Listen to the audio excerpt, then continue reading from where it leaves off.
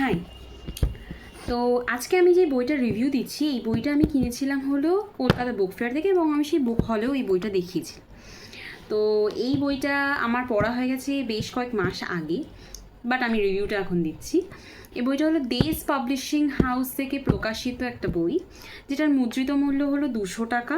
এবং এই বইটা আমি যেহেতু বুক হলে দেখিয়েছিলাম যে এটা আমার বুক ফেয়ার থেকে কিনা, তো আমি 10% মতো ডিসকাউন্ট পেয়েছি, যার জন্য এটার দাম হয়েছে হলো 180 টাকা মতো।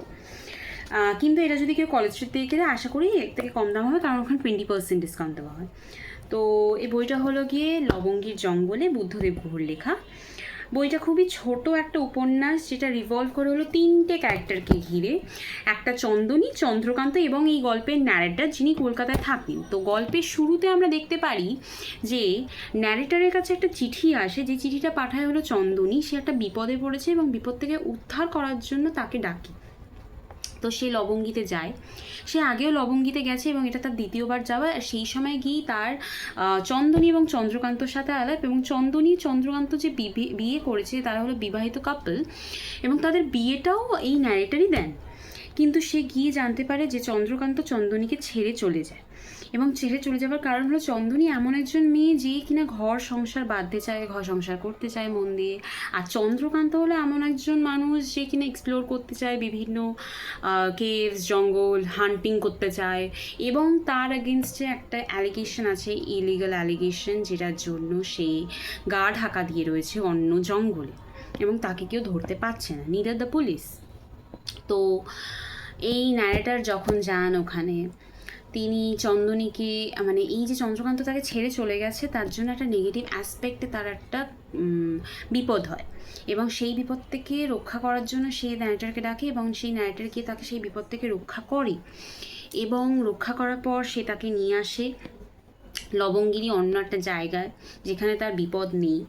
তো সেখানে নিয়ে আসার ফলে তার মানে একটা অন্যভাবে সেই ন্যারেটারের চন্দ্রকান্তর সাথে দেখা হয়। তো সেখানে গিয়ে আমরা দেখতে পারি যে সে চন্দ্রকান্ত চন্দনীর সাথে মানে ঘর করতে অতটা ইন্টারেস্টেড নয়।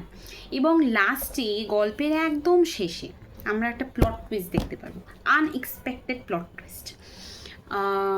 এবং সেই প্লট টুইস্টটা খুব ইন্টারেস্টিং, এবং আমি আগেই বলছি টোটালি আনএক্সপেক্টেড, এটা কেউ এক্সপেক্ট করেনি এরকম একটা প্লট টুইস্ট। আর অনেকগুলো সাইড ক্যারেক্টার আছে থ্রু আউট দ্য গল্প। তো এই সাইড ক্যারেক্টারগুলো বিভিন্ন রকমভাবে গল্পের শোভা বাড়িয়েছে। আর এই গল্পটা আমি আগেই বললাম খুবই ছোট একটা উপন্যাস। তো যারা যারা একটু ছোট উপন্যাস পড়তে চায়, তাড়াতাড়ি শেষ হয়ে যাবে এরকম উপন্যাস, সময় কম, তারা এই গল্পটা অবভিয়াসলি প্রেফার করতে পারে। আর গল্পটা একবার পড়া শুরু করলে আলটিমেটলি শেষ অবধি কী হচ্ছে সেটা দেখতে ইচ্ছে করবে, এবং সেই জন্য গল্পটা না পড়ে শেষও করতে ইচ্ছা করবে। তো আমার এই গল্পটা খুবই ভালো লেগেছে। গল্পটাতে আমি 9/10 দেবো। আমার খুবই ভালো লেগেছে গল্পটা। আর যারা যারা এই গল্পটা পড়তে ইন্টারেস্টেড জানিও, এবং কারা কারা এই গল্পটা আগেও পড়েছে সেটাও জানিও। Thank you.